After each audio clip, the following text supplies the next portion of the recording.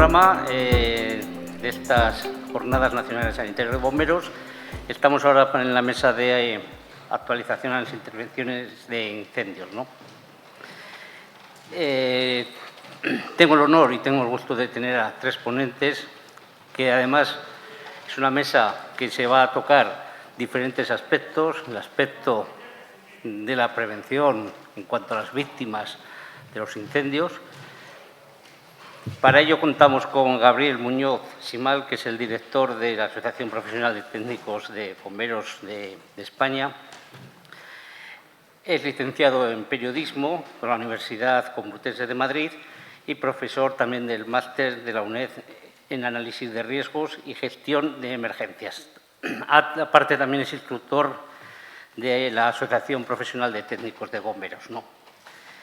El segundo ponente, que también estará con nosotros, hablará sobre las novedades en la táctica de la intervención en incendios estructurales, Antonio Manuel Moreno Ruiz, que es el subinspector del Servicio de Bomberos del Ayuntamiento de Granada, ¿no?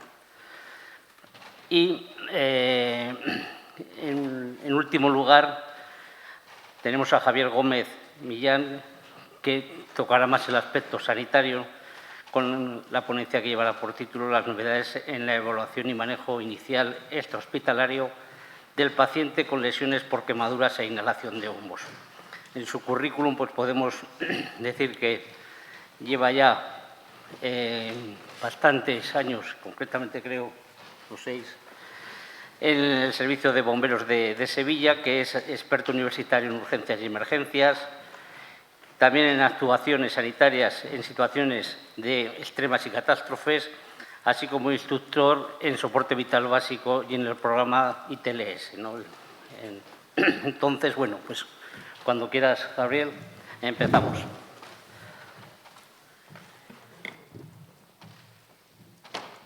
Bueno, pues buenas tardes a todos. ¿Se me oye ahora? Sí. Buenas tardes a todos. Antes de nada, dar las gracias al Ayuntamiento de Granada como anfitrión de estas jornadas. Está aquí su jefe de servicios de bomberos, Gustavo, a quien agradezco también su presencia, por supuesto. A la Asociación de Sanitarios de Bomberos de España, ASBE, por la invitación que nos ha hecho a PTV para participar en estas interesantísimas jornadas. Y bueno, como ha dicho Juan Carlos, muchas gracias. Ya me ha avisado antes de levantarme que sea breve, que no tengo ni los 20 minutos que me había prometido, así que intentaré hacerlo. Y bueno, voy a destripar un poquito lo que es el informe de víctimas de incendios que hacemos todos los años con Fundación Mapfre del año 2010. Creo que en estas jornadas, pues el ver un poco los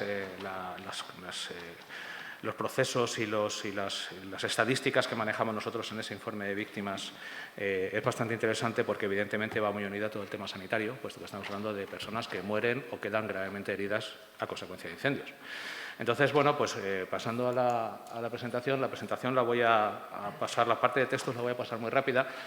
La va a tener ASBE en su poder, si cualquiera de ustedes quieren acceder a ella, no se la piden, no sé si la vais a colgar después en vuestra web, cómo lo vais a hacer, pero vamos, la presentación está a vuestra disposición y veréis que en la presentación ya va también, aparte del logo de APTV, de la asociación nuestra, que yo dirijo desde hace ya 7 años, va a Fundación Mapfre, porque este estudio de víctimas de incendios lo llevamos haciendo en conjunto con la Fundación, porque luego después, a raíz de los resultados que se hacen, pues se toman diversas iniciativas. Una de las más importantes es la Semana de la Prevención de Incendios, que hacemos sobre todo enfocada a escolares, y que ya estaba liando yo antes a Gustavo a ver si este año venimos. Vamos a estar en Zaragoza ahora en el mes de noviembre también. Y hay otra una serie de actividades también, de estudios que se desarrollan a partir de este estudio, que es el único que hay en España en este sentido de las víctimas de incendio, sobre todo de los muertos por incendio, y no me atrevo a decir el único de Europa, porque hay alguno parecido a nivel París, y en Holanda hay alguno parecido, pero no tan completo como este, con lo cual nos hemos convertido, sin querer, en una referencia a nivel internacional del proceso de estudio de este tipo de siniestros, ¿no? He dividido la ponencia en 3 partes. Por un lado, vamos con los datos totales. Habréis visto en la diapositiva anterior que me voy a basar en el estudio de 2019, es la última edición que sacamos. El de 2020 lo presentamos el día 24 de noviembre y estará a disposición de todo el mundo en la página web de APTV y de Fundación Mapfre a partir de ese momento. Pero vamos, lo estamos ya terminando, y lo que sí puedo adelantaros es que los datos son muy similares a este de 2019, a pesar de la pandemia y de todo, que eso ya lo hablaremos en su momento. En 2019, como os decía, lo he dividido en 3 partes, los datos totales de todo tipo de incendios. Aquí metemos de víctimas que se han podido producir en accidentes de tráfico con el consiguiente incendio de vehículos, en incendios forestales, en chabolas, en cualquier sitio. Y luego después una segunda parte con los incendios en vivienda, que son los que verdaderamente nos interesan en el estudio y son sobre los que centramos las conclusiones. Y una tercera y última parte en la cual creo que hay 2 gráficos muy interesantes sobre la evolución de los incendios en España estos últimos 10 años que llevamos haciendo el estudio, que nos dan 2 datos para nosotros clave, que son la edad de las víctimas, el principal grupo de edad de víctimas en incendios y su situación socioeconómica, y la causa de la muerte por incendio. Yo es una cosa que digo muchas veces, a vosotros no os sorprende lo que digo, lo que voy a decir en este momento, porque todos sois profesionales y sabéis de qué va perfectamente, pero mucha gente de la calle, cuando damos charlas, conferencias, ruedas de prensa incluso, cuando hablamos de muertos en incendio, muchos dicen, joder, pobre gente, pobrecito, morir quemado en un incendio, tiene que ser horrible. No. El 70% de la gente ni se entera que se muere, porque se muere por asfixia, por intoxicación de humos o de gases. Sigo diciendo que este dato a vosotros seguro no os va a chocar, pero la gente de la calle le choca muchísimo. ¿Cómo que la gente no muere quemada en los incendios? No. Y ahora veremos los datos. Es que más de la mitad de ellos mueren mientras duermen. Mueren en las horas nocturnas, en las cuales además no tenemos ningún tipo de defensa. Entonces, bueno, vamos a ver un poquito los datos rápidamente. Aquí os voy a proyectar los gráficos para no aburriros mucho con los textos, que ya os digo, como va a estar todo a vuestra disposición, cualquier cosa que queráis lo tenéis ahí. Empezamos con este gráfico, que son las intervenciones totales por incendios o explosiones en el año 2019. En España, en 2019, se produjeron, por nuestros cálculos, estos estudios los hacemos con la participación de todos los servicios de bomberos que tienen víctimas mortales, más luego las memorias y estadísticas que sacan todos, la gran mayoría de los servicios. En 2019 hubo 129.000 siniestros. Si os fijáis, 2019 fue un año más o menos en la media, ¿no?, de los gordos. 2018 fue el año récord por abajo y 2017 fue el año récord de víctimas mortales. Sin embargo, hubo un año que hubo más incendios, pero bueno, hubo 129.000 incendios de todo tipo en España, de los cuales 34.000 fueron en edificaciones, aquí contamos todo, también industriales, cualquier tipo de oficinas y demás, y 19.600 fueron en vivienda. Es decir, que en el año 2019 hubo 54 incendios diarios en viviendas en España. El total de víctimas del año 2019 fue de 165. Aquí, si os fijáis, que en el gráfico de viviendas lo vamos a ver también, había una tendencia clarísimamente a la baja de los incendios desde el año 1980, entre 1980 y el año 2010, que empezamos a hacer el estudio nosotros. Se hicieron estimaciones sobre estadísticas que sacaba el INE en su momento y a partir de ese momento hay una tendencia a la baja que se rompe en el año 2017 y luego os comentaré por qué exactamente se produce esa situación. Aquí ya empezamos en uno de los datos principales del estudio, ¿no?, la edad de las víctimas. Sigo diciendo que estos son los datos de todos los incendios, datos totales, luego entraremos en vivienda. Si os fijáis aquí hay un dato que llama la atención y es que el 49% de los muertos en incendio eran mayores de 64 años. Es decir, el grupo de población de mayor riesgo son los mayores de 65 años, 64 años, ya personas jubiladas, a punto de jubilarse. Y luego veremos otros gráficos en los cuales ya a partir de los 80 años se dispara el porcentaje de posibilidad de fallecimiento. ¿Por qué es el grupo de mayor riesgo? Problemas de movilidad, problemas de audición, muchos viven solos, que también lo veremos antes. Eso significa que el grupo con el que hay que trabajar, principalmente a la hora de la prevención directa del incendio, es el de mayores de 64 años, es decir, los mayores, que es en el que hacemos mucho hincapié en nuestras campañas de Fundación Mafre y APTV. Y aquí vemos que en el grupo de 0 a 14 años, pues el número de víctimas afortunadamente es muy bajito, en el de 15 también es muy bajito, y esto ha ido bajando en los últimos años, aunque no tengo una gráfica que lo compare, ha ido bajando ese número de víctimas, y queremos pensar, en plan positivo, que uno de los motivos es precisamente la formación que damos a los chavales pequeños desde APTV y desde Fundación Mafre en todo el tema de prevención de incendios. Somos ahora mismo prácticamente la única entidad que apoya este tipo de iniciativas a nivel estatal. Hay muchísimos ayuntamientos, muchísimas diputaciones que se hacen sus programas de prevención, pero a nivel estatal la nuestra es la única. Los meses del frío, pues evidentemente son los peores, lógicamente. Aquí, si os fijáis, en el año, el mes de enero, temperatura, febrero, marzo, año de frío, noviembre es frío, en verano hay muchísimas menos víctimas. Un dato que es lógico, si apuráis, y que lo destaco también porque en su momento pues veremos cómo afecta ese tema, ¿no? Las horas del sueño. Aquí ya empezamos con el tema de las horas del sueño. Aquí lo tenemos el gráfico separado por tramos horarios. Nosotros decimos horas de sueño desde 8 de la tarde a 8 de la mañana. O sea, digamos, en general las dos primeras columnas y las dos siguientes, el no sabe, no contesta, es el pequeño grupo que no tenemos controlado. No hay un patrón claro en los últimos años de cuándo se produce más, mejor dicho, de por qué se producen más incendios de noche que de día. Hay algunos años en los que se han producido más incendios de día, pero sí hay un patrón claro, y es que en 2019 el 55% de las personas que fallecieron en incendio murieron durante la noche, en los tramos nocturnos. Es decir, la gran mayoría de esos muertos, fueron en total 91 personas las que murieron en horario nocturno, estaban durmiendo y no tenían capacidad de defenderse de ninguna forma. Y aquí viene un dato que luego en el tema de vivienda y en el dato final lo haré más hincapié, y es la causa de la muerte. Lo que decíamos antes. ¿Cuál es la principal causa de muerte en los incendios en España? La intoxicación.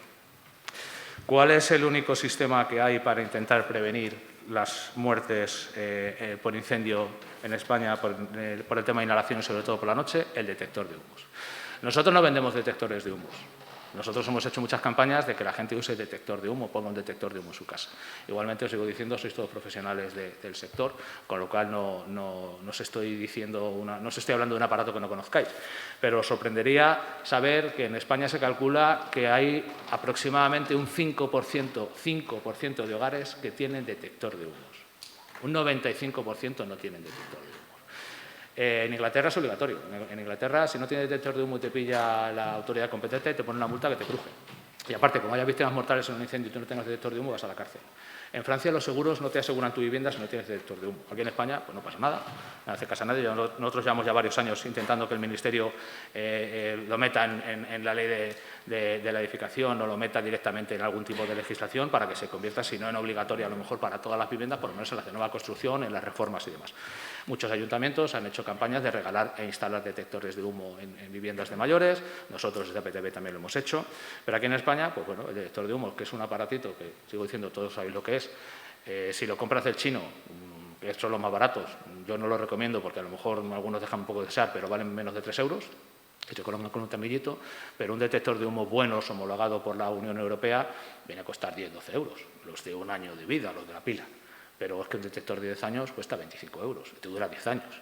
Y eso es lo que te puede salvar la vida por la noche. Tú cuando estás durmiendo, que no tienes ningún sentido de alerta, pues estás dormido, se declara un incendio en tu casa, empieza a acumularse el humo y ya está. Y ya está. Hay a quien afortunadamente llegan los bomberos a tiempo o algún vecino ve y tal, empiezan a dar golpes o a chillar, se despiertan y salen, pero si no hay esa suerte, pues lo que estamos diciendo. El 60% de los muertos totales, porque es que en viviendas son peores los datos. El 60% de los datos de los muertos totales en España pues son por intoxicación. Aquí, bueno, simplemente como dato, Andalucía fue la comunidad autónoma que más muertos tuvo en 2019. Puedo decir que en 2020 no fue así, no fue Andalucía, fue Cataluña. Ese dato lo puedo adelantar. Pero bueno, si os fijáis, en 2019 la primera fue Andalucía, la segunda Cataluña. En 2020 la primera es Cataluña y la segunda es Andalucía. Es lógico, por volumen de población. La Comunidad de Madrid también siempre está ahí, entre los 3-4 primeros. La Comunidad Valenciana son los que se reparten por el número de habitantes que tiene, ¿no? Entramos en el segundo bloque, donde voy a tocar los mismos gráficos que antes, pero ya solamente en vivienda. Para empezar, los muertos en vivienda fueron 125, es decir, hubo solamente 40 muertos fuera de vivienda, es decir, el gran grupo de muertos en España se producen en vivienda. Y el gran grupo de muertos esto es lo que decía antes, ¿no? Si os fijáis, cuanto más sube la edad, mayor es el ratio de posibilidad de muerte por millón de habitantes que tienen estas personas. Lógicamente, pues mayores de 90 a 94 años hay un 31% porque hay poca gente que tenga esa edad, ¿no? Y mayores más todavía. Pero si os fijáis, y bueno, el dato que os doy es que los mayores de 65 años, como antes hablábamos del 55%, en el tema de las viviendas pasa exactamente lo mismo. El 55% de las muertes en incendios del año 2019 fueron personas mayores de 65 años, el grupo más vulnerable. La ratio de muertes en este grupo se sitúa en 7,6 fallecidos por millón de habitantes, mientras que la ratio, si os fijáis, en el resto de grupos empieza a subir. La media es eso, de 7,6, la media de todo el grupo mayor de 65 años, mientras que el resto, si os fijáis, pues no sé, de 55 a 59, que es un poquito más, el de 50 a 54, es del 3,3, es decir, es menos de la mitad, ¿no? Vamos a el mismo dato, bueno, es el mismo gráfico prácticamente que el anterior, las muertes en vivienda por fechas, pues evidentemente los meses fríos son los que más problemas dan. Y por franja horaria, igual que antes. Igual el 58% de los muertos en el año 2019, el 58%, o sea, más que en los totales, murieron en la franja horaria nocturna. ¿A dónde nos lleva todo esto? Bueno, y hay un dato bastante curioso, que es este, de dónde se producen los incendios en la vivienda. Otro dato que a vosotros probablemente no os llame mucho la atención, pero sí que le llama la atención a mucha gente, es que cuando preguntas a cualquiera, o cuando hablas con cualquiera, ¿dónde se produce el mayor número de incendios? En la cocina, sí. ¿Dónde se produce el mayor número de incendios que luego hay muertos? En la cocina, no. En el salón y en el dormitorio. El salón es el primer punto donde se producen los incendios con luego muertos y el dormitorio segundo. ¿Por qué? Chimeneas, circuitos eléctricos, sobrecargas de redes, descuidos de fumadores que se quedan fumando o en el sofá o en la cama se le cae, y eso también conocen en muchos casos todos, las tablets, los teléfonos móviles, los portátiles que se dejan toda la noche cargando en el salón o en la habitación, porque evidentemente como nadie nos va a llamar de noche al móvil, pues lo dejo cargando, entonces el enchufe no está en buenas condiciones, tenemos un problema eléctrico o el propio móvil se sobrecarga la batería y salta. Estamos dormidos, el siguiente paso es que se despide la familia de nosotros. Y este dato os lo destaco por esa creencia que hay, ya os digo, de que es en la cocina, ¿no? En la cocina es el sitio donde más incendios se producen, pero con muertos no, son los que se producen en el salón y en el dormitorio.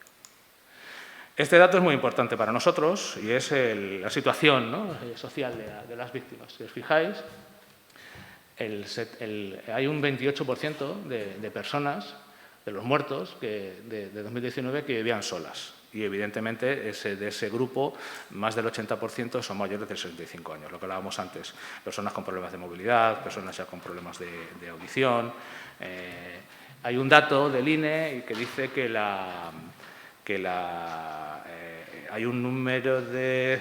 eran 4.700.000, que estoy hablando de memoria, perdóname, 4.700.000 personas viven solas en España, y de esas 4.700.000 personas, en torno al 60-65% son mayores de 65 años, y luego después más de la mitad, algo más, 50 y tantos por ciento, 50 y poco por ciento, 54, 53% son mujeres. Ese dato, bueno, es anecdótico, pero también la esperanza de vida en ciertas generaciones era mucho más mayor para mujeres que para hombres, ¿no? Este dato, si lo pasamos al ratio, el índice por millón de habitantes de posibilidades que tienes de morir en un incendio en estas circunstancias, pues si vives solo, tienes 5 veces más posibilidades de morir que si vives acompañado, lógico. Reitero, ¿cuál es eso? Aunque sea de noche y demás, siempre puede haber alguien, si es una familia, un matrimonio, pues uno de los dos se puede levantar, se puede despertar, si tienen hijos y demás. ¿Qué es lo importante de este dato? Lo que hablábamos antes, que el problema es que más de la mitad de esas personas son mayores de 65 años. Es decir, ¿cuál es el grupo de mayor riesgo que tenemos en España a la hora de analizar los muertos en incendios? Personas mayores de 65 años, muchos de ellos con problemas de movilidad, que viven solos. ¿Cuál es el proceso que sigue la legislación para proteger a esas personas? Ninguno. Y esto lo llevamos contando ya 10 años. Pero bueno, poco a poco imagino que iremos consiguiendo cosas. Y ahora vamos al gráfico que hablábamos antes. Esto ya es vivienda. En 2019, ya os digo que en 2018 lo veremos después, en 2017 y en 2020, el 68% de los muertos en incendio en España fueron por intoxicación y el 30% por quemaduras.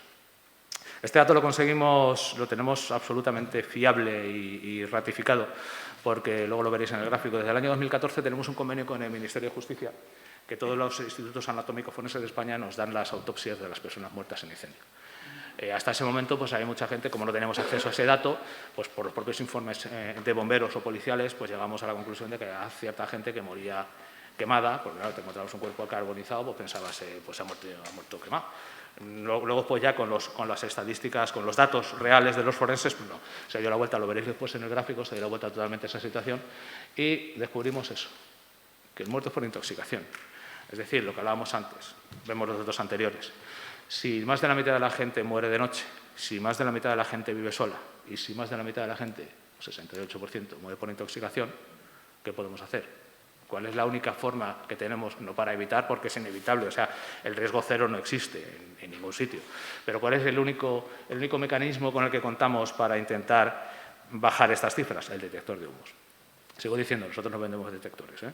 Nosotros no hacemos que mucha gente alguna vez incluso nos ha dicho, oye, pero vosotros esto porque siempre estáis con el detector, ¿cuánto ganáis? ¿Qué os pagan?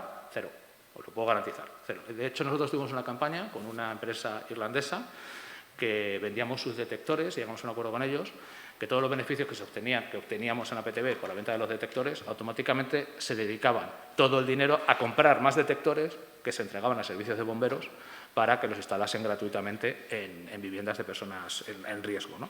Y repartimos como 1.500, 2.000 detectores, hemos repartido por toda España con ese sistema, mientras tuvimos el convenio con esta gente, que luego ya pues no les interesó y la verdad es que nosotros pues no tenemos capacidad para comprar tanto detector.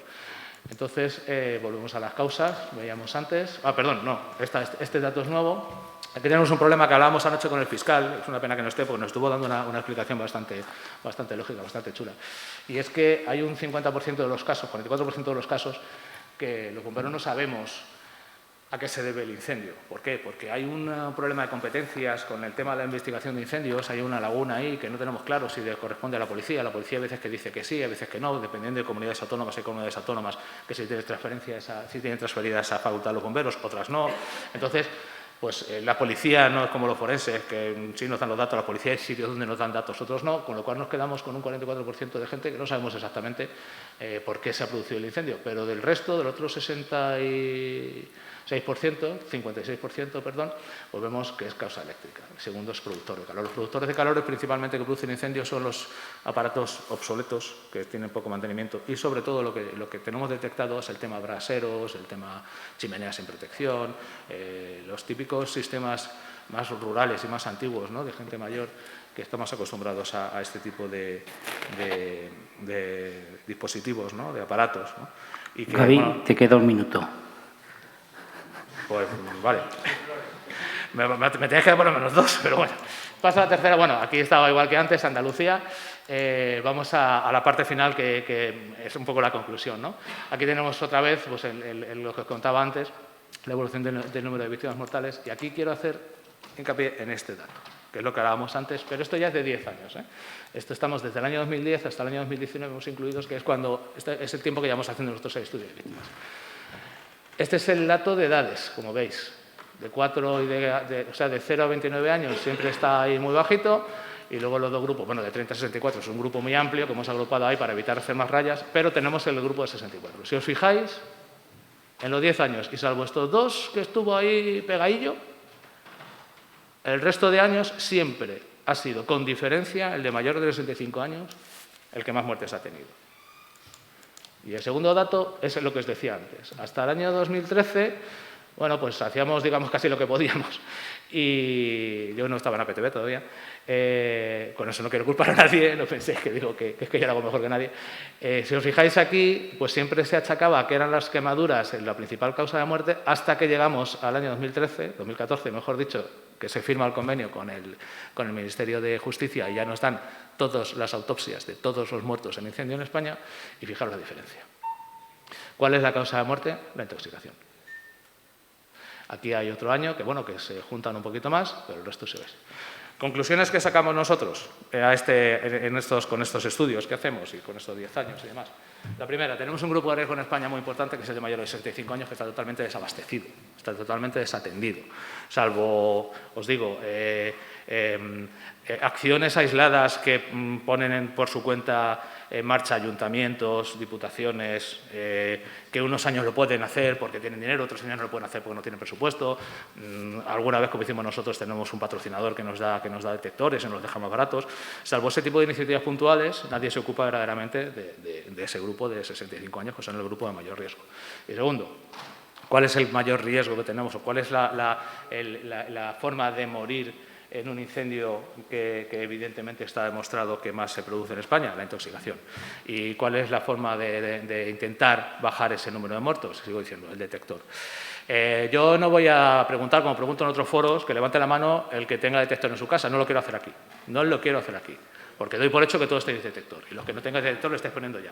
Pero sigo diciendo, sorprendería ver que un aparatito tan pequeño que se instala facilísimamente, pues instala en un minuto, pues que en España es el gran desconocido porque nadie se encarga, salvo nosotros, en nuestras campañas y demás, y evidentemente, lo que hablábamos antes, muchos servicios de bomberos a nivel institucional, pero desde ellos, desde los servicios de bomberos, no desde grandes gobiernos y mucho menos desde el Gobierno de la Nación. Esto es histórico, esto no hablo de este Gobierno, hablo de todos los gobiernos que hemos tenido hasta ahora. Bueno, parece que el tema de los incendios, lo mismo que 2000 y pico muertos en la carretera, pues es un número que llama la atención mucho, evidentemente, es un número que llama mucha atención, pues 165 muertos en incendios, pues parece ser que es un dato asumible, porque nadie se encarga de ellos. Nosotros desde APTV si lo intentamos y los servicios de bomberos, desde luego nos consta que el 99% de ellos también lo intentan. Muchas gracias por vuestra atención y a vuestra disposición para lo que queráis.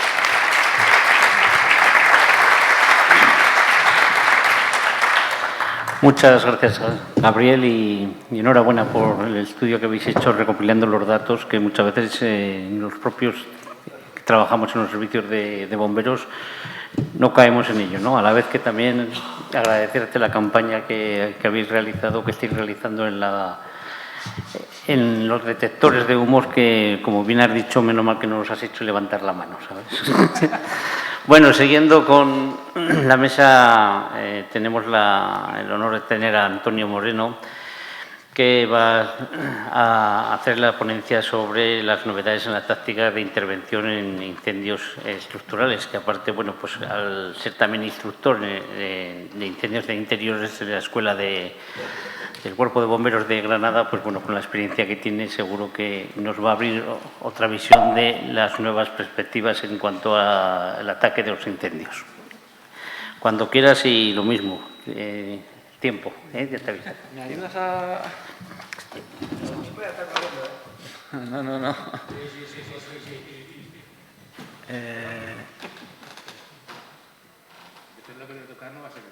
Vale, no sé dónde la he dejado. Táctica, la penúltima.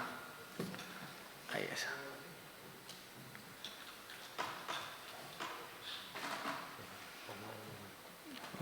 Ahí, perfecto. Me da igual. Vale, genial. Okay. Bueno, buenas tardes a todos.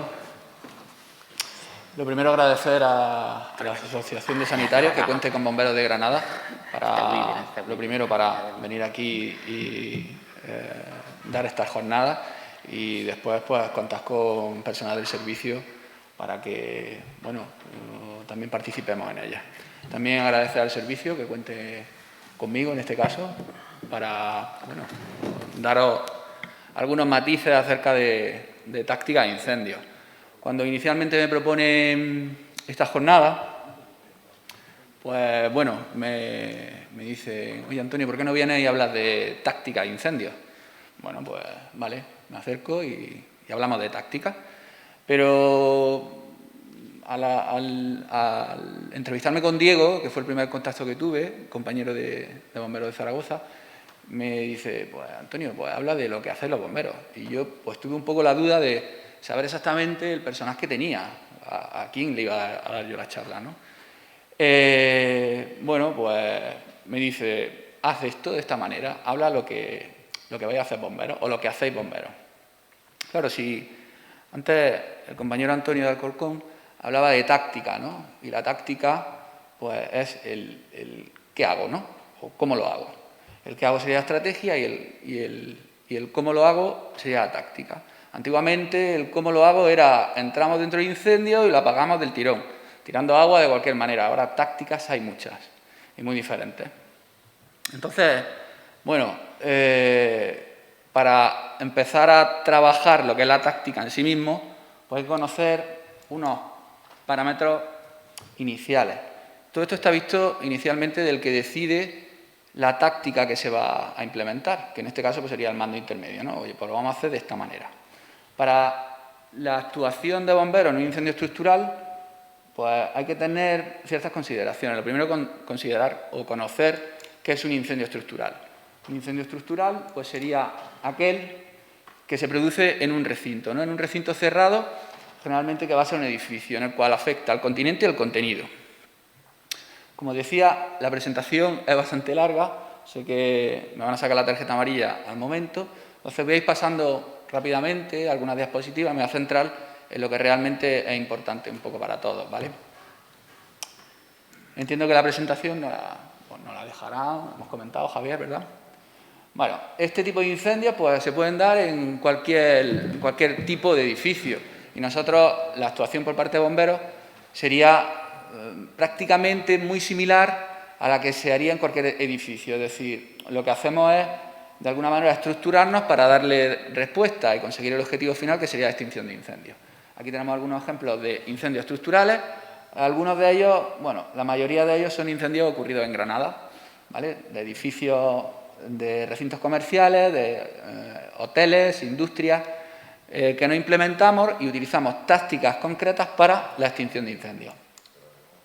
Evidentemente, para la decisión de la táctica, es decir, de cómo vamos a trabajar, lo primero que hacer es una lectura del incendio. Y antes, cuando hemos estado hablando de accidentes de tráfico, hemos hablado de una normalización. ¿Existe una normalización o se crea una reglamentación para que de forma conjunta actuemos en un accidente de tráfico? En incendios no. En incendios no hay una normalización estándar. Es decir, actuamos en función de la lectura que hacemos. Es cierto que hay países que tienen una táctica predefinida para determinados tipos de incendios. Es decir, siempre parten con un caudal en punta de lanza para la extinción de ese incendio. Aquí no. Aquí lo hacemos un poco, pues, como se hace esa lectura inicial. Pues lo que hay que hacer es desde fuera ver exactamente qué es lo que tengo, ¿no? Y a partir de ahí decidir la táctica. Esto no es fácil, porque aquí, en estas fotografías que estamos viendo, la determinación es muy sencilla. Son incendios grandes, posiblemente necesitemos mucho caudal. Eso es lo que hacemos. Pero hay otras veces en las que no tienes claro el volumen de incendio que tienes y decidimos una táctica, una respuesta no efectiva. Esto va en contra nuestra. Entonces, ¿qué es lo que hay que hacer? Pues hacer un estudio concreto de qué es lo que tengo y con qué tengo que responder. Como decía, antes entrábamos dentro del recinto y lo que nos encontráramos, tirábamos agua desde la puerta a saco, o desde la ventana, o por la ventana. Ahora no, ahora las cosas han cambiado. En esos factores determinantes, en esa lectura que tengo que hacer, lo más importante pues, sería tener en cuenta el combustible disponible que tengo, la altura del recinto, el aislamiento estructural, la ventilación del recinto y las características del entorno. De todas ellas me quedo con la ventilación, si tengo que resumirlo, ¿vale? Porque la ventilación es el parámetro principal a la hora de la evolución de un incendio, es decir, que esté más ventilado o no. En cuanto al combustible, pues evidentemente los combustibles actuales no son los de antes y podemos encontrarnos recintos que están atorados de combustible, caso de Diógenes, y edificios pues que, bueno, la composición de combustibles pues, está más basada en plásticos y nos va a generar un incendio donde voy a tener mayor cantidad de humo.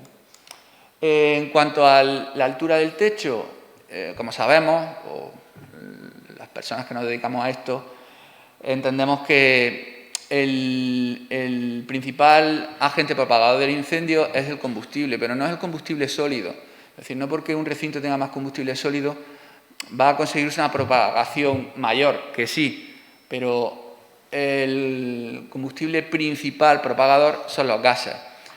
O sea, que a techos más altos la propagación va a ser más lenta, a techos más bajos la propagación va a ser menor, porque al final el propagador principal sería ese combustible gaseoso, ¿vale? Que está caliente y que además es combustible. Entonces, un techo bajo implementa mayor propagación. El aislamiento del recinto a la hora de actuar hace que sea más complicado una actuación en un recinto bastante aislado. ¿Por qué? Por la generación de calor que genera, que hay en el interior. Ofrece al bombero una intervención más complicada. Como elemento principal, o que yo considero como más importante, sería la ventilación. En el desarrollo del incendio, el componente principal de evolución de ese incendio sería justamente la ventilación. Por ello es el principal elemento a controlar, el principal elemento que bomberos tienen que tener en cuenta a la hora de realizar esa táctica. La configuración del edificio es súper importante, además de la orientación y del si ha roto o no ha roto. Esta frase nos va muy bien a bomberos porque la entendemos, ¿vale? Pero el que ha roto o no ha roto, ¿qué significa realmente? Significa que una de las ventanas donde se está produciendo el incendio, pues justamente eso, ha roto. El hecho de que rompa facilita la ventilación y si estamos diciendo que la ventilación es uno de los principales parámetros propagadores, pues estamos considerando que la propagación en el interior del recinto va a ser mucho mayor por esa ventilación, ¿vale?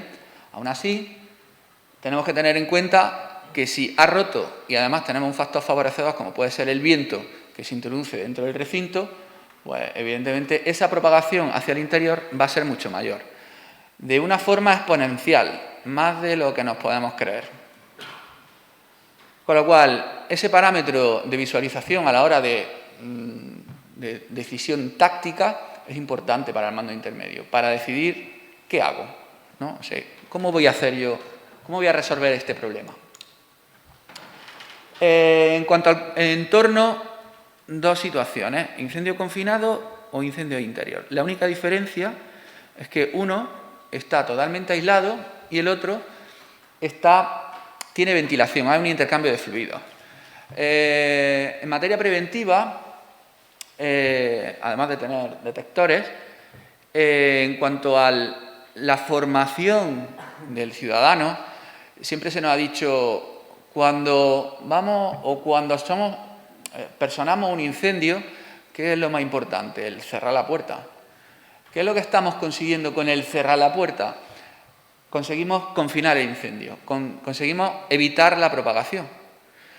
A la hora de extinción, posiblemente para bomberos sea algo más complicado, pero a la hora de propagarse ese incendio va a ser bastante más difícil.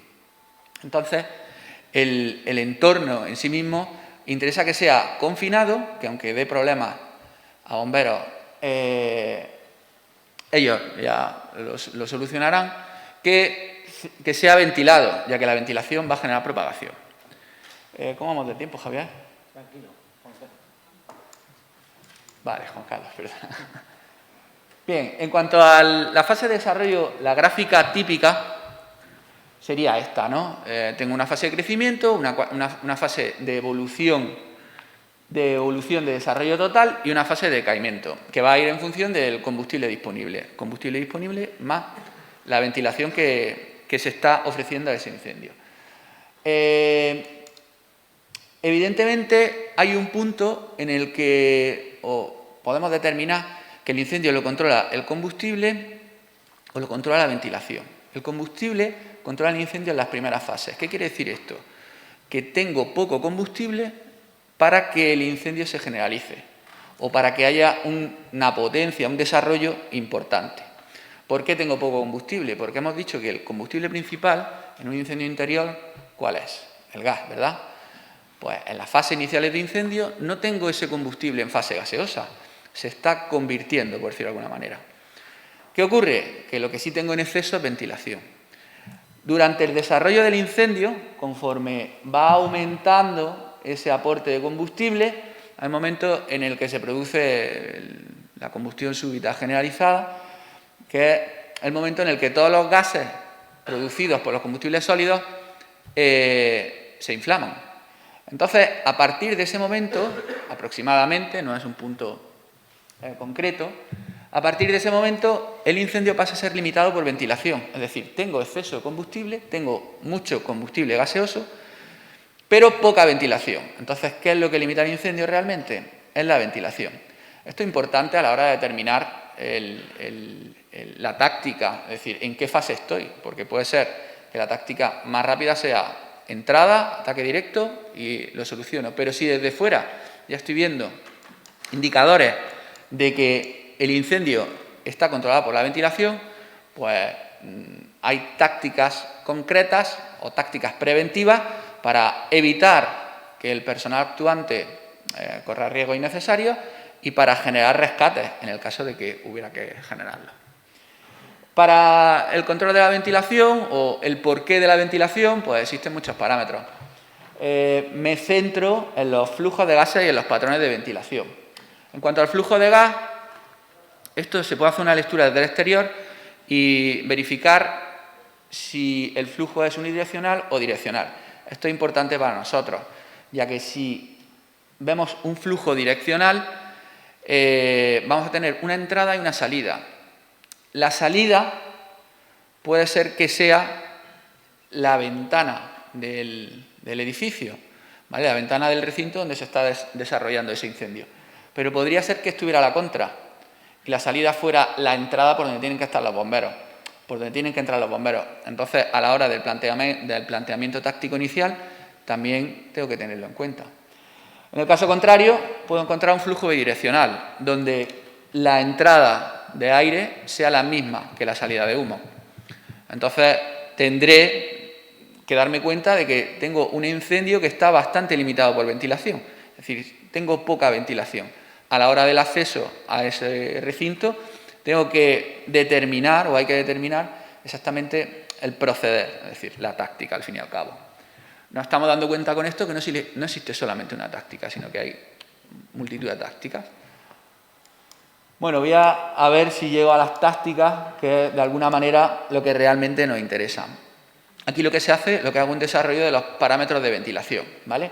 Fijaos que el parámetro de ventilación más ideal en cuanto a propagación sería el parámetro de antiventilación, el parámetro de incendio confinado, ¿vale? Se cierra la puerta y el incendio no se propaga. Evidentemente, si hay una persona en el interior del recinto, pues los daños propios para esta víctima van a ser mucho mayores. Pero a efectos de propagación de incendio sería lo ideal. Tiene complejidades en cuanto a su extinción, pero sería el parámetro ideal para evitar propagación de incendios.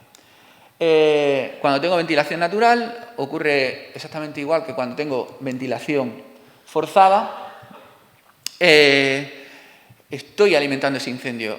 Si hemos dicho que lo limito por ventilación, al aportar ventilación, lo que estoy haciendo es favorecer el proceso de combustión, favorecer esa propagación de incendio. Como os decía, también hay que tener bastante en cuenta a la hora de esa ventilación natural o ventilación causada por el viento exterior, la capacidad exponencial que va a tener ese viento que da sobre la fachada del edificio de propagar el incendio interiormente. Entonces, haciendo una lectura exterior, podré utilizar tácticas para reducir los riesgos del personal y reducir las víctimas propias del incendio.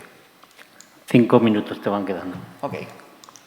Bueno, en cuanto al plan de actuación, lo que hablábamos de la estrategia, la táctica y la técnica, ¿no? La estrategia sería el qué tengo que hacer, es decir, voy a hacer una estrategia del tipo ofensivo o defensivo, y la táctica pues nos va a indicar el cómo lo voy a hacer, ¿verdad? Al fin y al cabo, una engloba a la otra. La estrategia sería la consecución final de la intervención, la táctica, el cómo lo hago, y las técnicas, las pequeñas peculiaridades existentes dentro de cada táctica, es decir, las maniobras propias de la táctica. En cuanto a estrategias, tenemos defensivas y ofensivas, ¿vale? Las defensivas son aquellas que se hacen de forma replegada, es decir, vamos a conseguir de alguna manera no atacar directamente al incendio, pero vamos a intervenir de forma que vamos a conseguir otros objetivos secundarios o primarios, si me permitís, como el rescate, como la evacuación de humo del resto de edificios, etcétera, etcétera. Evitar propagación.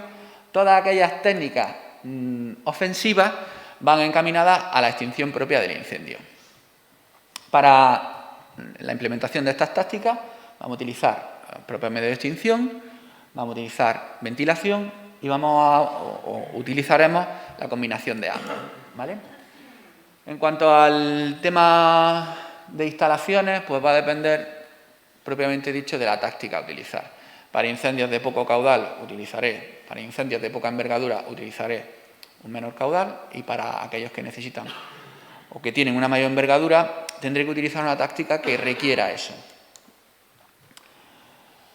Bueno, esto es una diapositiva ideal. Ahora, los conocedores de bomberos, sobre todo, tenemos mucha discusión esta de 25 o 45 para los incendios, ¿no? Pues bueno, la respuesta la hace Paul Combs en esta diapositiva, que nos dice que el tamaño importa, que para un fuego grande necesita agua, con lo cual ve pensando en esto. De ahí una reflexión, ¿cómo sé yo el agua que tengo que llevar si no sé el tipo de fuego que tengo? Con lo cual la lectura es súper importante.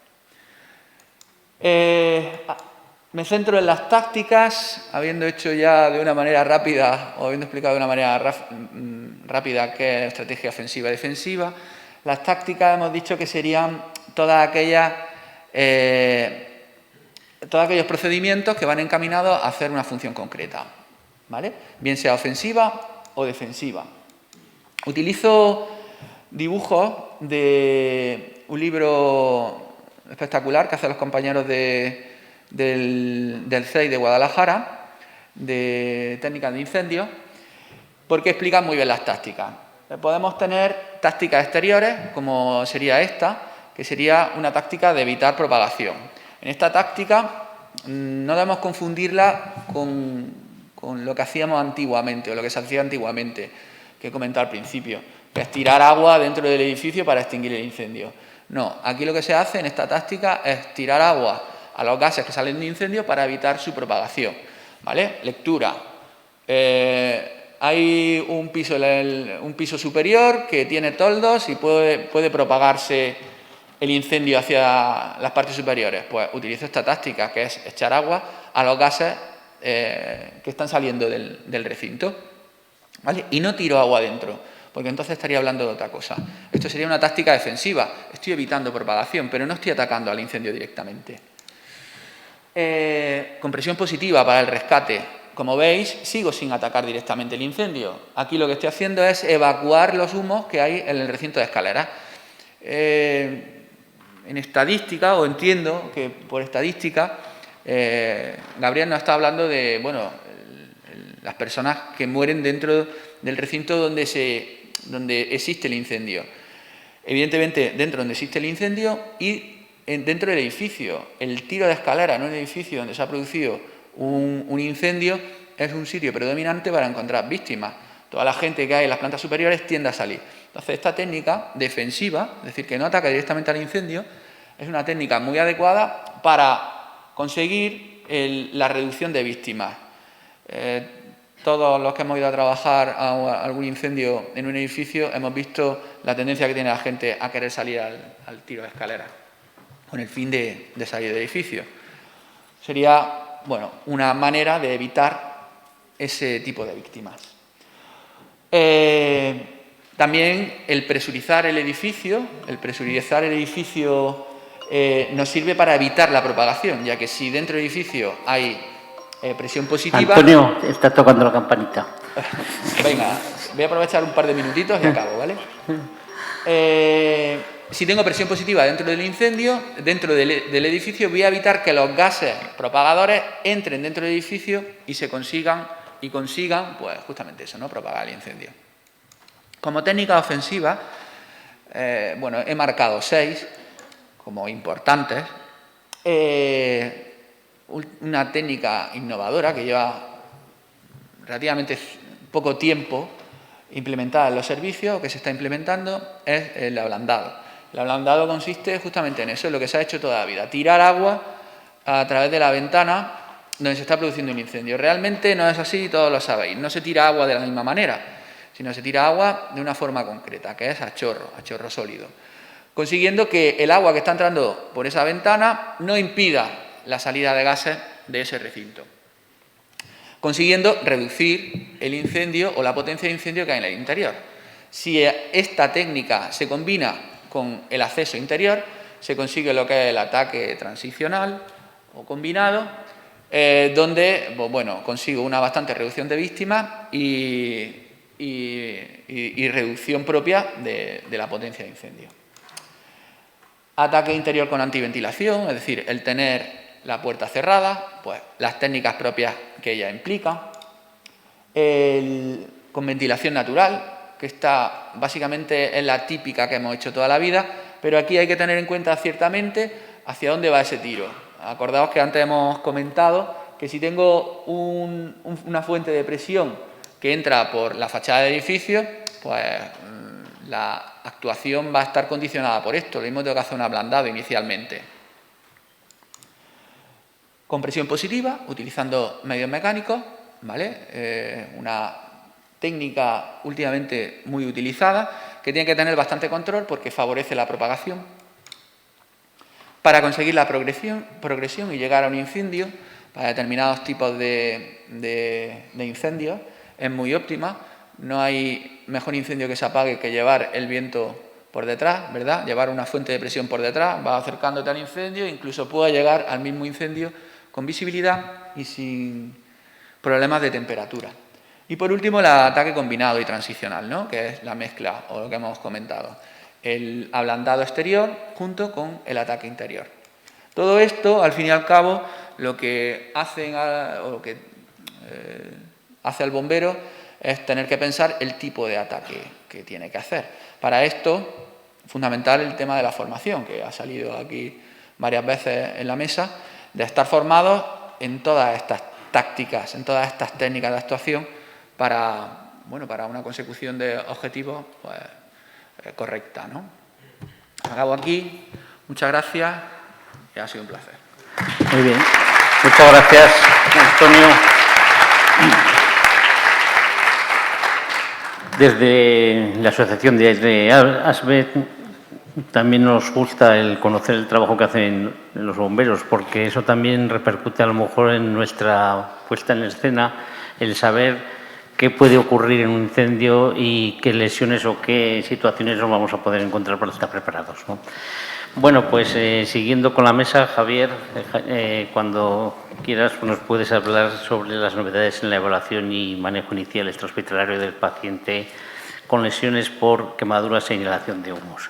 Como los demás ponentes y como el personal querrá ir a comer, pues te ruego la brevedad que hemos tenido que hacer en esta mesa. Cuando quieras. Bueno, buenas tardes a todos. En principio, darle las gracias a la Asociación Sanitaria de Bomberos de España por la invitación a la ponencia. Es un auténtico placer para mí estar aquí. Y, por supuesto, felicitar al Cuerpo de Bomberos de Granada por el bicentenario. Es un motivo de alegría. Me alegro mucho también de vuestra asistencia a los talleres de ayer. Y bueno, le hemos puesto falta al que no ha venido, que hay alguna cara por aquí que veo que no vino, que lo sepáis. Bueno, yo primero transmitiros ahora mismo lo que siento. Yo me siento como la última cofradía del día. O sea, en Sevilla tenemos la carrera oficial y llegan las cofradías a la campana y yo soy la última cofradía que acumula todo el retraso de todas las anteriores. La Esperanza Triana ha pasado, la Macarena ha pasado, se han recreado y yo soy el último que llega allí con el retraso. Lo siento mucho, vamos a salir un poquito más tarde, pero es lo que hay, ¿vale? Me presento, yo soy Javier Gómez Millán, soy enfermero de la sección sanitaria del Servicio de Bomberos de Sevilla. Llevo en la ambulancia de bomberos 6 años y bueno, estoy a vuestra disposición en el Parque de San Bernardo. En principio, os traigo esta noticia porque el germen de todo está aquí. La ambulancia de bomberos de Sevilla nace por esta noticia. Una anciana que muere asfixiada en un incendio. Como ha dicho muy bien Gabriel de APTV, el motivo principal es la inhalación de humo.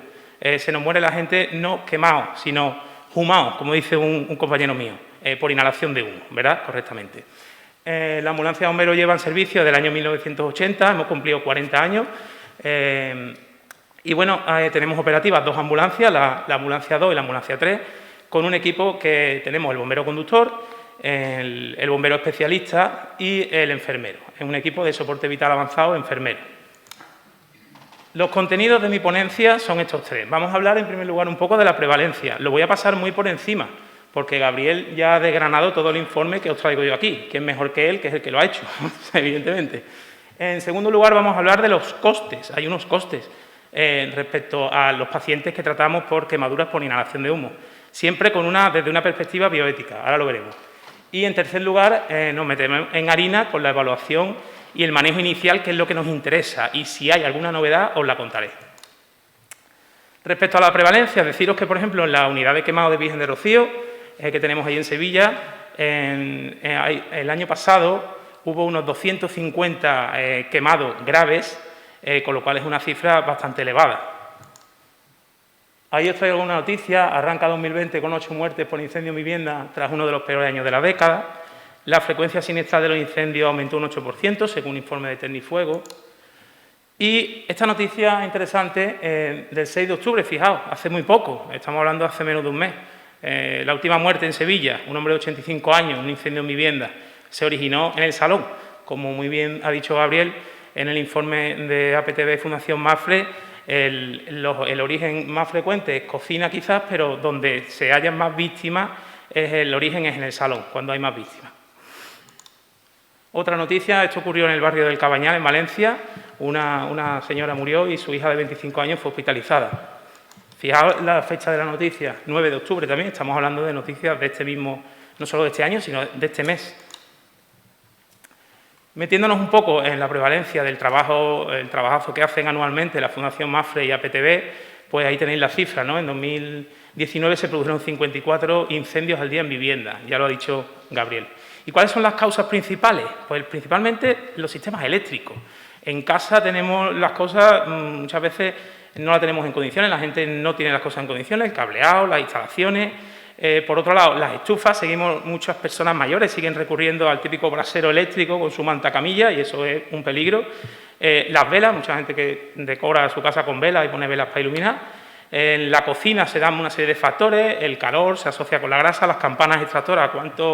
¿Quién de aquí no ha ido a un incendio por la grasa acumulada en campanas extractoras, un incendio en comida? Es muy habitual.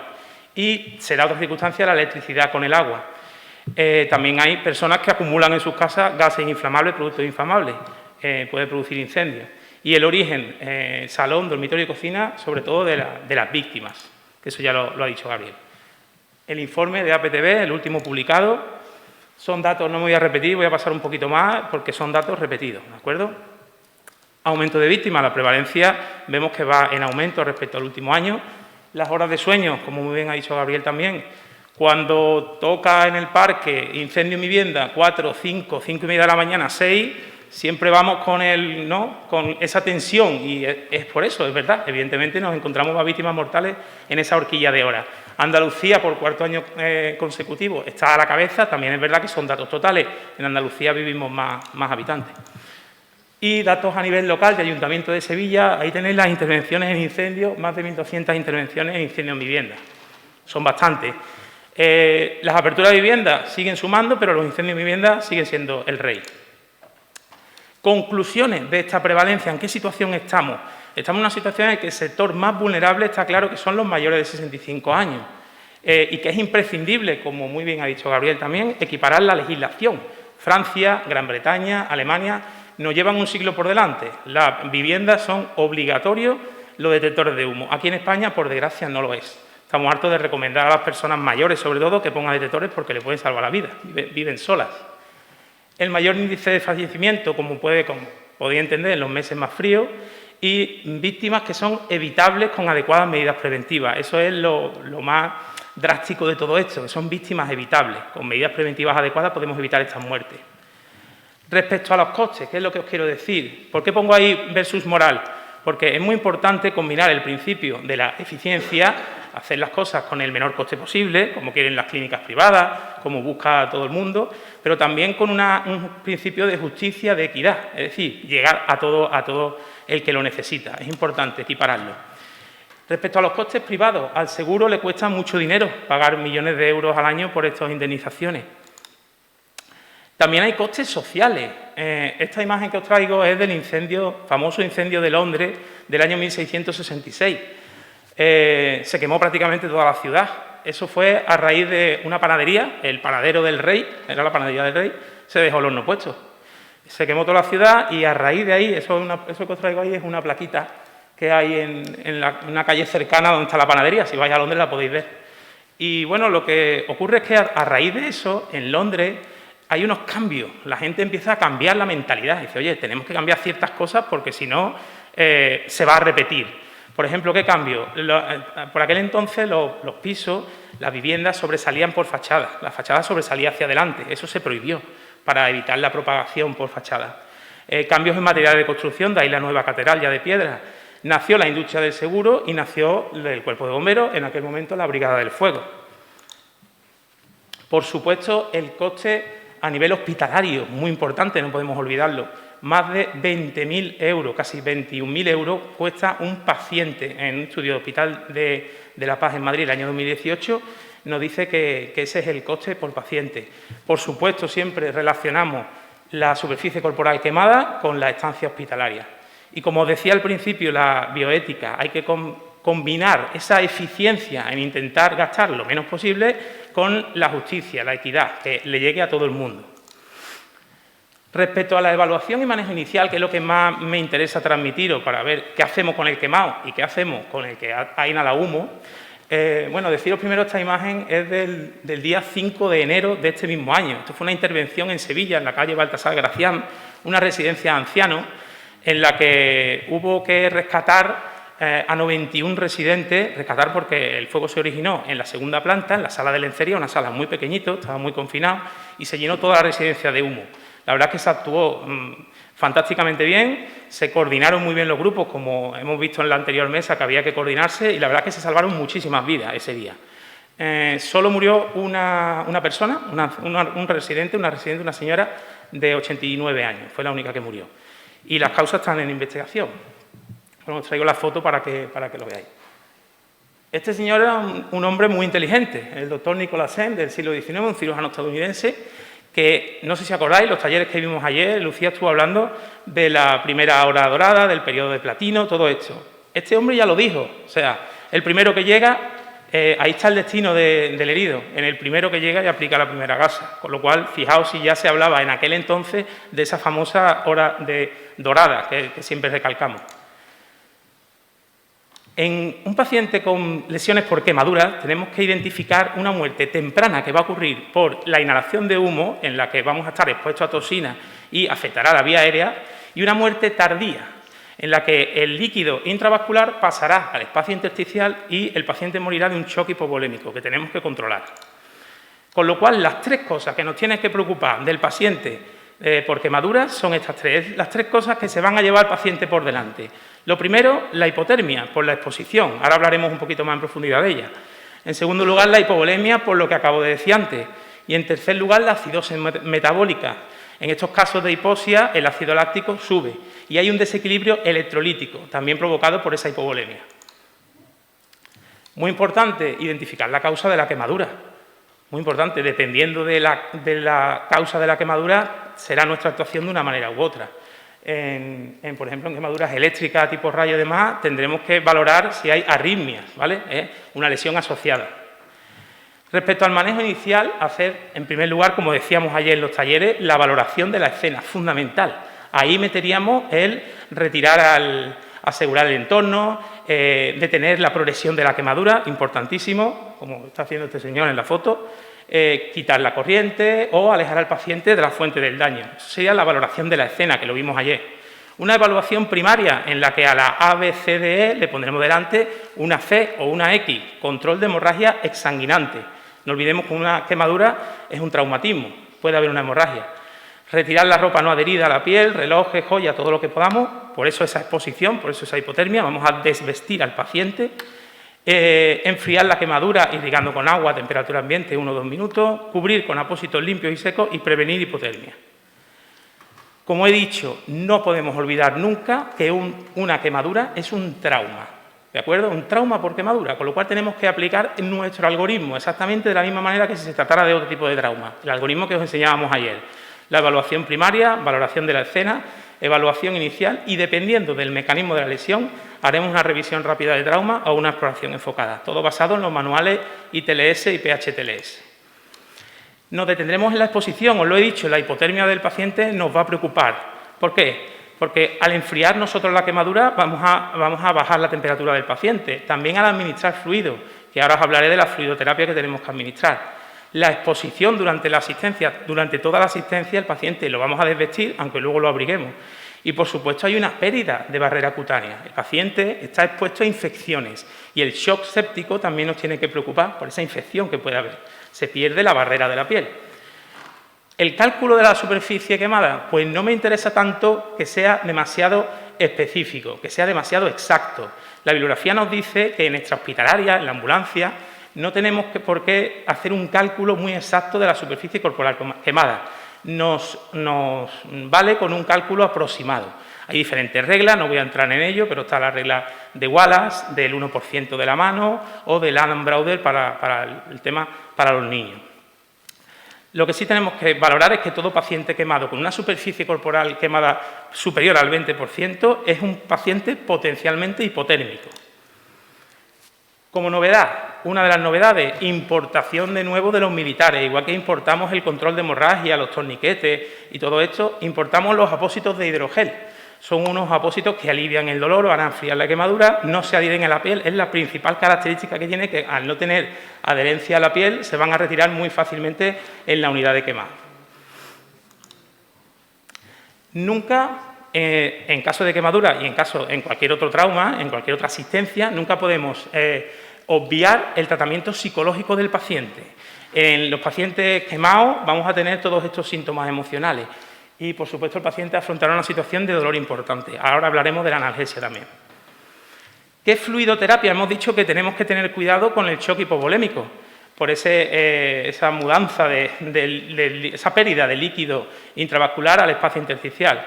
Pues tenemos que preservar la perfusión de los órganos vitales, eso por encima de todo. Rehidratar al paciente con la hipotensión permisiva, es decir, mantener tensiones arteriales sistólicas en torno a 80-90 milímetros de mercurio, con lo cual no debemos de pasarnos. Yo lo equiparo a algo parecido a cuando el bombero me habla de apagar los incendios. Antiguamente se echaba agua, como ha estado diciendo Antonio, que se echa agua a hierro. Ahora no, ahora se apaga teniendo en cuenta otro tipo de características. Nosotros, los sanitarios, con la fluidoterapia actuamos de la misma manera. Antiguamente metíamos líquido a tope, a todo lo que da, pero ahora hay que tener cuidadito y no sobrecargar al paciente, ¿de acuerdo?, de líquido, porque es igual de malo.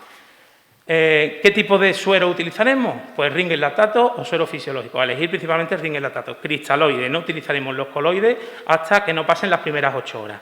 La fórmula de Parland que os traigo ahí es para decidir qué tipo de fluidoterapia, qué cantidad administramos, y el retraso insuficiente de fluidoterapia va a aumentar la mortalidad por el shock hipovolémico.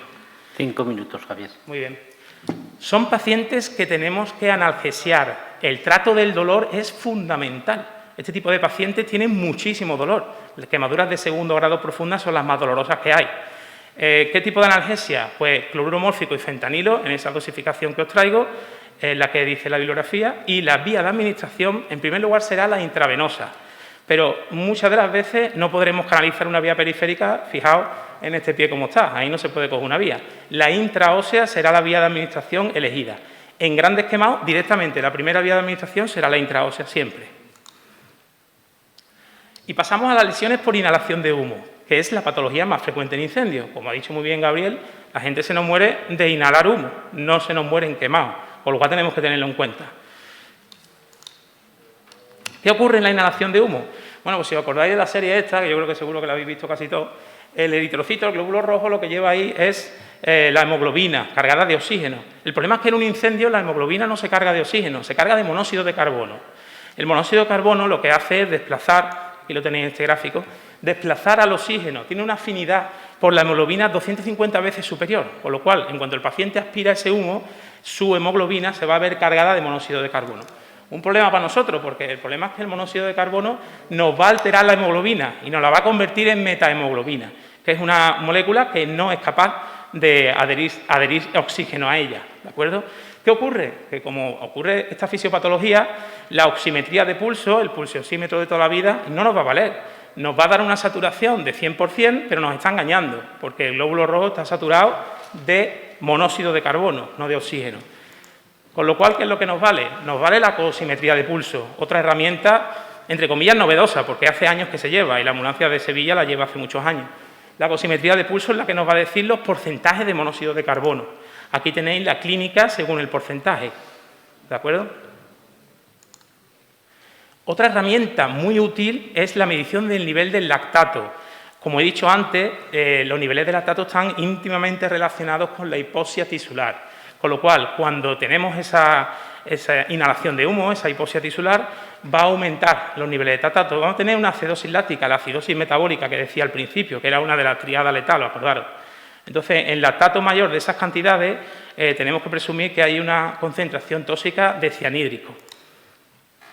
Bueno, ¿y qué hacemos? ¿Qué es lo que hacemos con este tipo de pacientes que han inhalado humo? Muy sencillo, administrar oxígeno. Administrar oxígeno, que lo llevamos en la ambulancia, ¿con qué tipo de mascarilla? Mascarilla reservorio, siempre. Mascarilla de alto flujo, ¿de acuerdo? Tener en cuenta que la carboxihemoglobina, la COHB, que pongo aquí, por encima del 3% nosotros solemos administrar oxígeno, pero hay fumadores que la pueden tener en 7 y en 10 y tienen su vida normal y es la habitual. Entonces, no solo nos va a valer lo que diga la maquinita del cosímetro, como en todos los ámbitos nos vale también los signos clínicos del paciente. Las cámaras hiperbáricas, el problema es que tenemos muy baja disponibilidad, porque en Andalucía solo tenemos una en Cádiz, en el Hospital San Carlos de San Fernando, y el bicarbonato sódico tendremos que recurrir a él para corregir esa acidosis metabólica. Aparte del monóxido, nos tiene que preocupar el cianhídrico. La intoxicación por cianhídrico tiene como antídoto la hidroxicobalamina, la vitamina B12, o cianokit, que es el nombre comercial. Lo utilizaremos en esa dosis. Muy importante. Con lo cual, en resumen, como medidas específicas serían estas. Si sospechamos intoxicación por cianuro, utilizaremos hidroxicobalamina. Si sospechamos intoxicación por monóxido, oxigenoterapia a altas concentraciones. Si sospechamos quemadura química radiológica, cepillaremos los restos de que deja la quemadura química primero y después lavaremos con abundante agua. Si en una quemadura normal hay que lavar con 1 o 2 minutos, en una química hay que añadir más minutos a ese lavado, por lo menos hasta 10, 20 minutos, lo que haga falta. En quemaduras eléctricas, como he dicho antes, lo he mencionado, el control de arritmia, y en lesiones oculares, lavar con suero fisiológico, retirar lentes de contacto, si se da el caso también. A recordar, en las intoxicaciones por monóxido y cianhídrico, que en la víctima de incendio, si hay humo, hay que suponérsele siempre que está intoxicado por monóxido y por cianhídrico, por los dos. Pueden ser letales si no se diagnostica a tiempo y pueden dejar secuelas. Esta es una intervención nuestra en la ambulancia de bomberos que estamos dando precisamente oxigenoterapia a una paciente. Nunca debemos olvidar la prealerta a la unidad de quemados. Esta es la unidad de quemados nuestra, está en la 5ª planta del Virgen del Rocío. Y nunca debemos de olvidar, cuando vayamos al hospital, llevo un quemado con una superficie corporal quemada aproximada de tal, ha inhalado humo, toda esa información es vital para ellos para recibir al paciente. Los puntos clave de este manejo inicial son la evaluación primaria, donde meteríamos todo lo que he dicho, valoración de la escena, etcétera, la fluidoterapia precoz con cristaloide siempre y con hipotensión permisiva, la analgesia son pacientes en los que es imprescindible analgesiar, sospechar inhalación de humo en paciente quemado, controlar los niveles de carboxihemoglobina es fundamental. Cuando llegamos a un incendio de vivienda, sacamos nuestro aparatito y se lo vamos colocando a todo el que está allí, porque es importantísimo, tenga signos externos o no. Y prealerta centro útil. ¿Cuáles son las conclusiones? Y me estoy portando bien porque creo que estoy en el tiempo, ¿no? Bueno, no me has dicho más nada, Las conclusiones de la prevalencia son muy sencillas. La prevención es nuestra principal arma. La prevalencia va a peor, las estadísticas están en contra. Respecto a los costes, la moral, lo que os he estado diciendo, hay que intentar ligar la eficiencia y la justicia, aunque sea muchas veces muy complicado. Y respecto a la evaluación y al manejo inicial, pues quizá no hay grandes novedades. Quizás los apósitos de hidrogel y que contamos con mayor número de herramientas diagnósticas. Eso sí es importante, la cosimetría, la capnografía, que también la habéis visto ahí, que no lo he dicho, que estaba al lado del cosímetro, y la fluidoterapia, siempre cristaloide, más herramientas diagnósticas, como os acabo de decir, y la hidroxicobalamina, que es un arma también fundamental para la intoxicación por cianhídrico. Y bueno, este es nuestro logo de los 40 años, que está muy chulo. Y muchas gracias, estoy a vuestra disposición, ahí tenéis mi correo.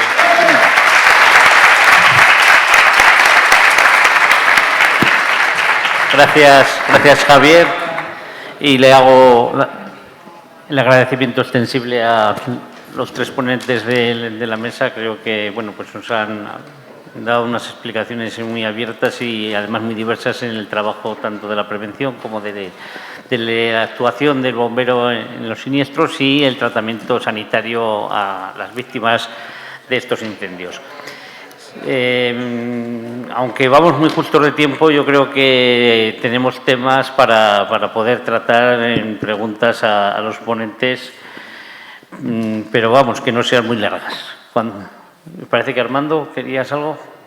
No hay pregunta al río, ¿eh? Pregunta al río no. Pregunta. No río. A ver, independiente del río, de lo que sea. Es para el compañero de Sevilla. Estamos de acuerdo con lo que has dicho. Yo, dos apreciaciones que me parecen interesantes. Una, nosotros ya no decimos que se haga enfriamiento por agua, porque es verdad que la logística para hacer eso es complicada. Y eso que nosotros llevamos los bomberos al lado, tenemos los compañeros. Quiero decir que solo se tiene que irrigar la parte quemada, proteger el resto, que no haya efecto bañera. Ya sabes que antes se decía 15 minutos. Había hipotermia, luego 5, ahora 2. Bueno, nosotros como vosotros hacemos lo de hidrogel. Los médicos hospitalarios, que entienden poco de cosa extrahospitalaria que no prehospitalaria, dicen que eso puede dar hipotermia, no saben nada. Hemos hecho y publicado un estudio de 20 años, todos los que hemos llevado nosotros a la unidad de quemados del Servez, para comprobar cómo entraban de temperatura tras aplicación de hidrogel, incluso en quemados de 60, 80%, etcétera. Ni uno solo tuvo hipotermia. Por tanto, cuando ahora hablan del nuevo tratamiento, ese no lo he visto porque es hospitalario y sé que lo conoces, la bromelina, lo que es la piña, es importante que sepamos, y lo sepan los bomberos, que no podemos embadurnar con cremas, con Silvederma, con Flamacine, porque impide luego el tratamiento. Los del hospital entonces te dicen que pongas lo que has dicho tú, paños limpios y tal. Y yo les digo, no hace falta que ponga los paños limpios, ponemos el hidrogel y sí que puedes luego poner la bromelina. Entonces, a lo mejor ser valientes para quitar eso ya de nuestras presentaciones, no digo que esté mal, digo que seamos valientes y apostemos por el hidrogel, que yo creo que vale la pena, y bueno, excepto que sea una quemadura química, efectivamente, que valoremos el coste, o sea, la eficiencia que tenga, si es invierno, si es verano. Claro, nosotros enfriar en Zaragoza a un tío quemado en según qué momentos, ojo, ¿no? Y luego una apreciación, nosotros ponemos la hidroxicobalamina, es verdad que hay que estar atentos a los signos clínicos, como dices tú, lo único que bajamos a 8, no a 10, la acidosis. Quiero decir, parece que todos los estudios internacionales con 7,5, 8, pero con 8 seguro, ya deberíamos de poner, se acompaña el resto de signos, ¿no? Confusión mental, problema hemodinámico, la hidroxicobalamina. Ser un poco, recortar un poco, desde luego con 10 hay que ponerlo, ¿no?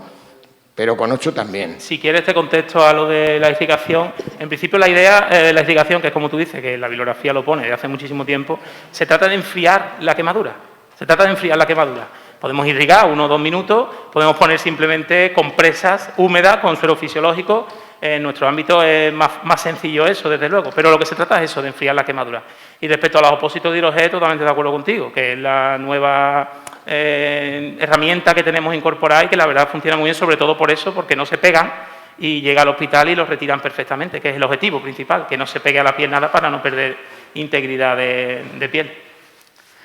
Sí, exactamente lo que bien dice Javier. Más que enfriar incluso sería neutralizar, ¿no? Porque cuando decimos enfriar ya estamos a lo mejor pasándonos en cuanto a provocar esas hipotermias, ¿no?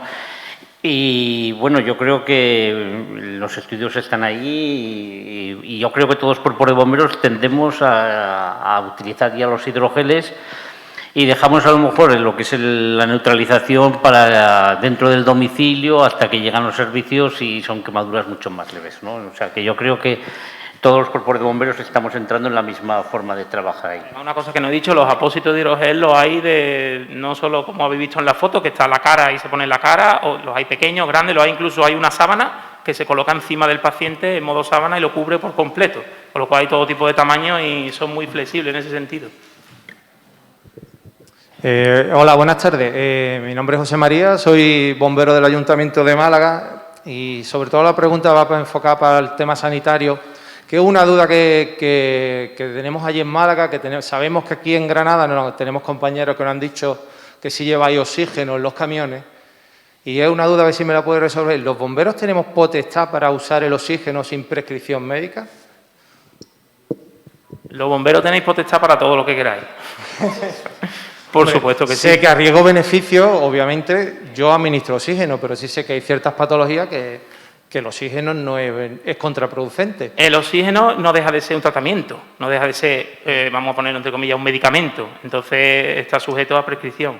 Pero hay situaciones en las que está claro que hay que administrar oxígeno y ahí no hay discusión ninguna. Es que eso es. Cuando te llame de la toga lo vas a tener claro, o sea que no te van a poner por delante. Yo tengo También claro hay que tener si en cuenta llevo- que se puede administrar que si se lo administra a un paciente que no le hace falta, no le va a hacer tampoco gran daño. Claro. En ese sentido, ¿comprende? O sea que, pero legalmente podemos hacerlo.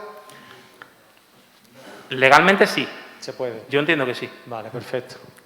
Muchas gracias. O te lo llevas al tribunal. Bueno. ¿Qué me dices?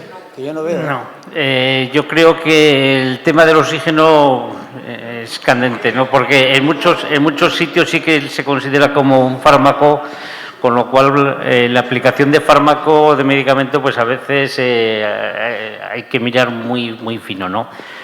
Habría que estudiar un poquitín con algún experto en cuanto a si lo podríamos considerar como fármaco o no. De hecho, en el decreto, por ejemplo, del DESA en Aragón se ha retirado el oxígeno, que anteriormente sí que estaba como obligatorio, ¿no? Y en la actualidad, en la reforma del 2019, de este mismo decreto se ha retirado por un motivo también un poco de si se podría o no se podría utilizar, ¿no?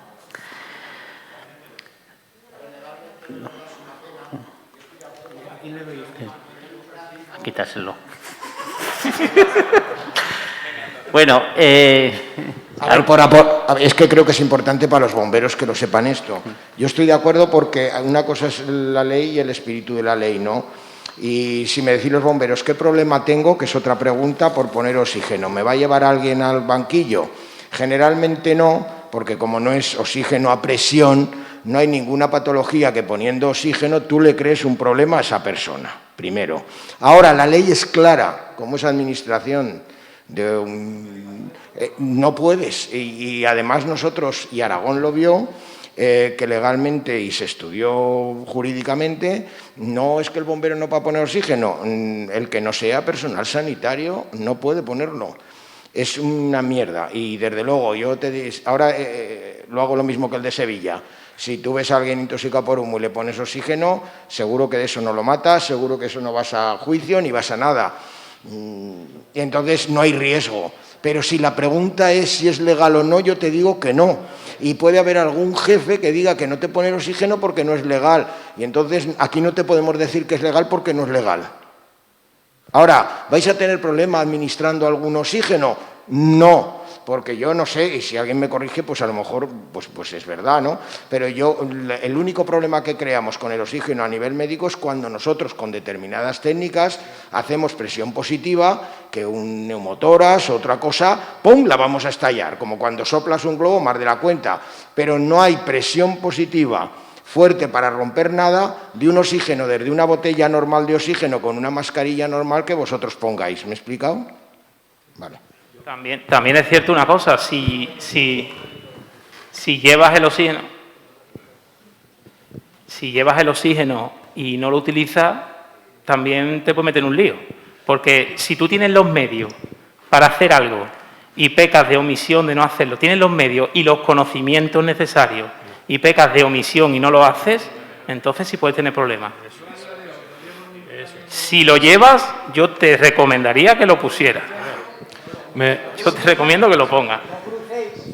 Yo te recomiendo que lo pongas, porque si no lo pones, entonces ¿cuándo te puedes meter en un lío? Pues bueno, y usted llevaba oxígeno, le podía haber salvado la vida al paciente con oxígeno. Es que estamos hablando de que la balanza es espectacular. O sea, un paciente que no tiene ningún tipo de patología, le pongo oxígeno y no le hago nada. Un paciente que ha inhalado humo, le pongo oxígeno y le salvo la vida. ¿Vale?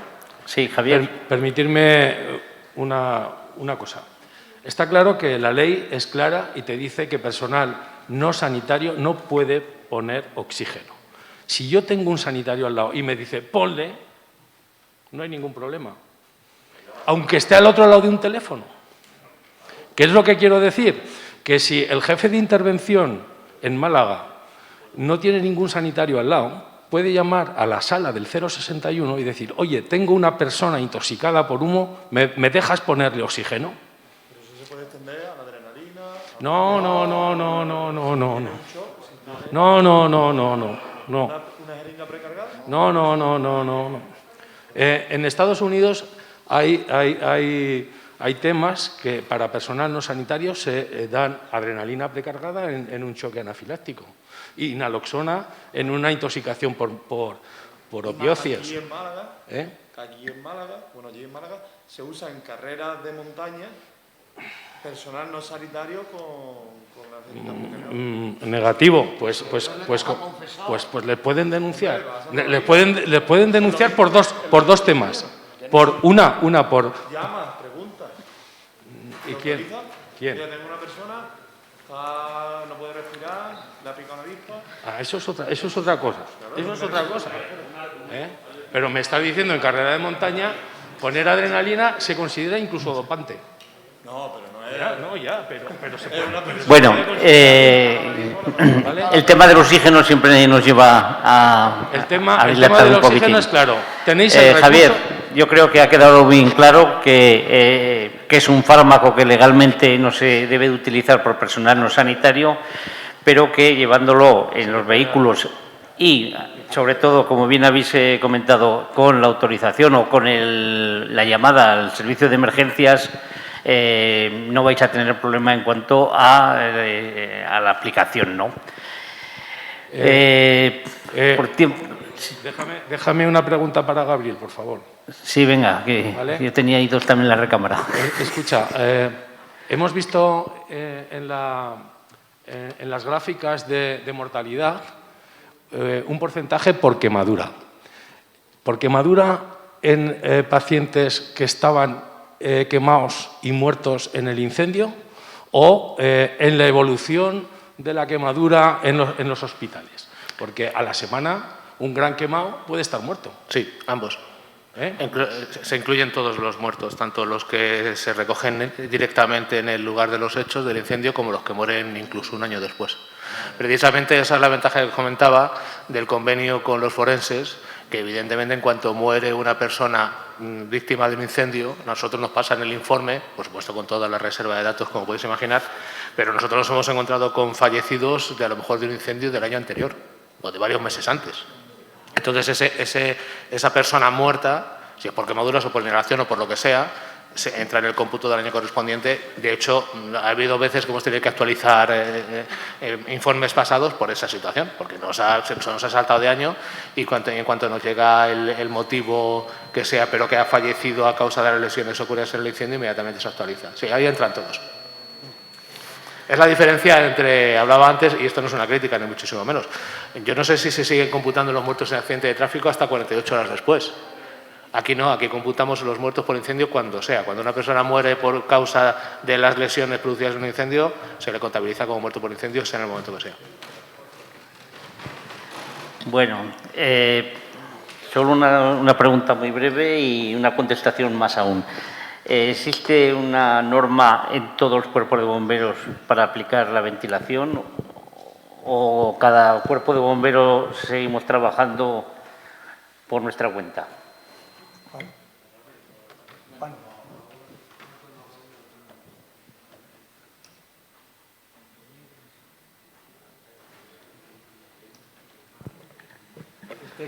Va a tiempo y igual nos hemos pasado de tiempo ya no hay que... Bueno, como comentaba, soy súper breve. Como comentaba en la ponencia, a nivel estatal no hay ninguna normativa que regule a bomberos en cuanto a la actuación propia de ellos. De hecho, como comentaba, hay cierta problemática en la disparidad de servicios que hay en cuanto a las instalaciones de extinción.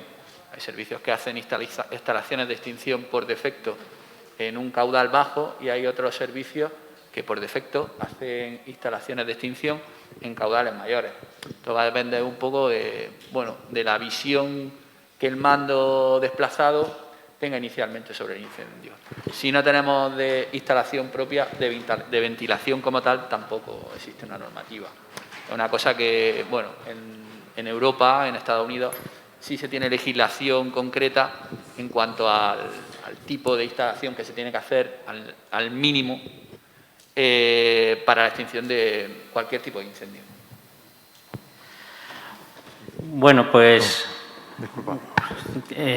Ramón, que te conozco, sí, breve. Para mí es muy corto, para Gabriel.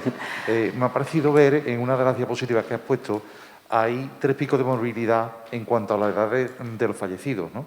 Hay una morbilidad que está alrededor de los 20 y tantos, 30 años, otra que está alrededor de los 50 y pico, y después la otra ya, del mayor, ¿no? Del anciano. ¿A qué lo achacáis? ¿Por qué hay esos 3 bloques? Además, se ve clarísimamente en el penúltimo bloque que aparece alrededor de los 60 años, entre los 60 y los 75 aproximadamente, después decae y después vuelve otra vez a subir de manera exponencial, ¿no? Con los ya muy mayores, entre 90 y 95 años. Me llama mucho la atención esas caídas de morbilidad que tenéis, bueno, que has presentado en la diapositiva. ¿Tienes alguna respuesta, tienes idea por qué puede ocurrir eso? No, sinceramente no. O sea, ahí tenemos, digamos, identificados los 2 grupos de edad extremos, que es lo que comentaba antes, los niños, primero por la protección que tienen y segundo porque queremos pensar que ya a partir de los 14, 15, 16 años empiezan a aprender, porque no solamente lo he dicho, nosotros hacemos un programa muy intenso, muy importante de prevención con los chavales, pero no solo nosotros, los servicios de bomberos en general, vais a colegios, hacéis charlas, hacéis vídeos, o sea, ya hay una cultura de la prevención mucho más extendida que hace unos años. Entonces queremos pensar que eso empieza a calar, ¿no? Y luego después está el otro extremo, el de los mayores de 65 años por las causas que he comentado, ¿no? El grupo intermedio, digamos, entre 20 y 65 años, no te puedo dar una explicación de por qué hay esos picos o por qué, porque no hemos identificado ningún patrón que identifique o que establezca, que aclare que determinado grupo de edad por X motivo tiene más posibilidad de mortalidad en un incendio. No te puedo contestar porque no tengo ningún dato en ese sentido. Bueno, pues muchas gracias a todos por vuestra asistencia a los ponentes y recordad, la comida es a las 14:30, con lo cual llegamos tarde en el Hotel Saray, y para los socios tenemos la Asamblea General Ordinaria del 2021, en primera convocatoria a las 4:15, en segunda a las 4:30 y es en la sala de prensa, planta número 2 de este mismo palacio. Gracias a todos y un placer.